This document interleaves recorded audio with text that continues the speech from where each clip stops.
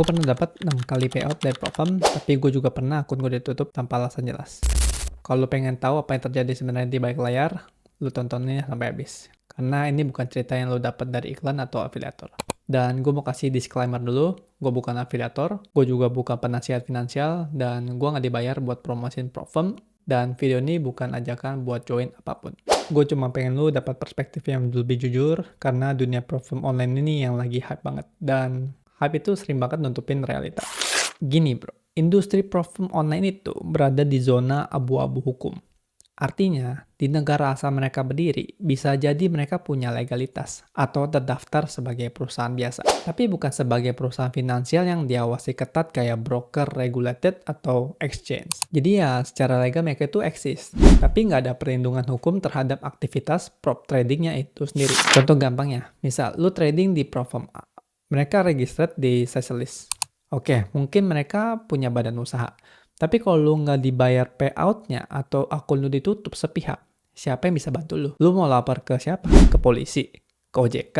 Nggak bisa bro. Karena nggak ada hukum internasional atau hukum Indonesia yang secara spesifik ngatur perlindungan untuk trader yang join Profam. Dan di Indonesia sendiri gimana? Sampai sekarang, nggak ada satupun regulasi yang ngatur atau memperbolehkan atau melarang aktivitas secara eksplisit. Artinya, bukan berarti ini legal, tapi juga belum tentu ini ilegal. Nah lo, bingung kan? Nah, ini bikin banyak orang akhirnya masuk dengan pemikiran, ya udahlah selama ini aman-aman aja. Padahal faktanya, kalau ada masalah, lo nggak bisa minta bantuan atau nggak bisa minta pertanggungjawaban ke siapapun. Nggak ada perlindungan konsumen soalnya. Buat lo yang belum tahu, Profam itu singkatan dari Proprietary Trading Firm. Di dunia profesional, Profam kayak Citadel, Jane Street, DRW, Akuna, itu perusahaan beneran. Mereka punya kantor, mereka ngerekrut trader full time, digaji, dilatih, dikasih modal buat trading. Tapi Profam online itu beda jauh. Yang modelnya itu kayak lebih mirip game uji skill berhadiah. Nah, pertanyaan selanjutnya, jadi gimana cara kerja Profam online bang? Sabar. Jadi gini, gampangnya, lu daftar dan lu bayar fee untuk ikut challenge. Biasanya ada 1 atau 2 tahap. Di tahap ini lu dikasih akun simulasi alias demo account. Terus lu perform lu dinilai berdasarkan aturan mereka, seperti profit target, maximum drawdown, atau daily drawdown, dan lainnya. Kalau lu lolos, lu dikasih akun berlabel funded, yang kelihatannya real, tapi sebenarnya kebanyakan tetap simulasi juga. Nah, dari mana uang payout itu datang? Jawabannya dari fee para peserta challenge.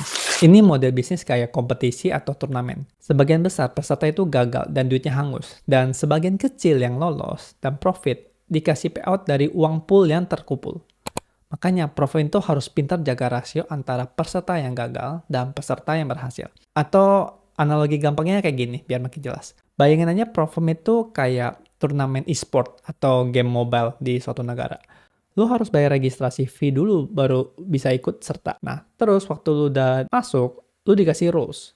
Misal lu harus kill berapa banyak dan menang berapa kali atau jangan mati lebih dari 3 kali. Nah, kalau lu bisa menang, lu dapat hadiah dari pool uang peserta yang kalah. Jadi bukan dari sponsor atau investor kayak di dunia profesional, tapi dari fee orang-orang yang gagal. Sama persis kayak Profam. Mayoritas trader itu gagal dan duitnya dipakai buat bayar yang lolos. Kebanyakan trader itu ngerasa aman karena mereka mikir, ya cuma pakai demo account doang bro.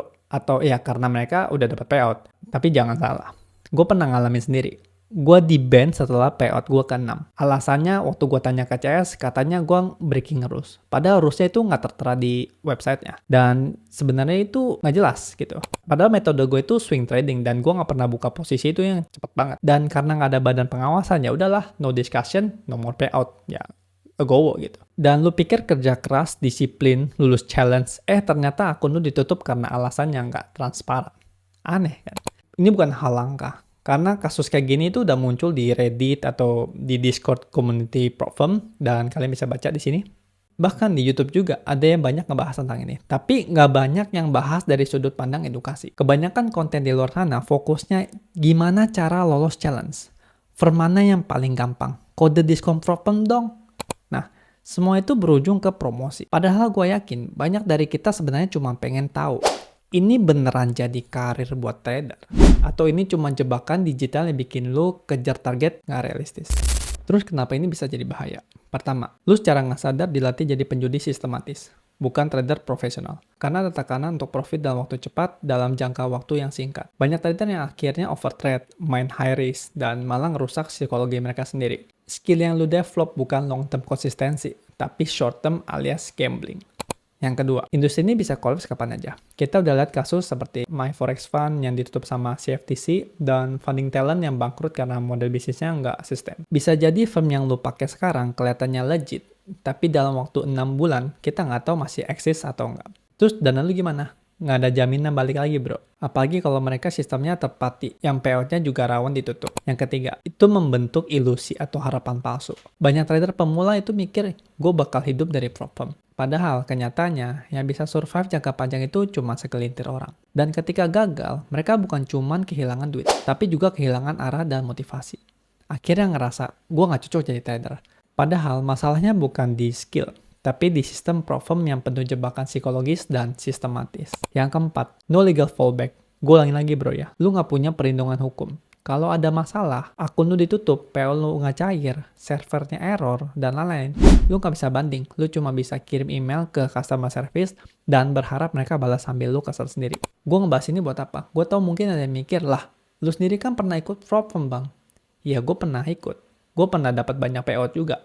Dan gue juga pernah kehilangan akun gue. Dan dari situ gue mau sharing. Jangan terlalu bergantung sama sistem yang lu sendiri nggak bisa kontrol. Makanya gue ngerasa penting banget buat share ini. Bukan karena nakut-nakutin. Tapi buat buka mata lu lebar-lebar semuanya. Buat sebagian orang, prop firm bisa jadi jalan pintas yang bagus.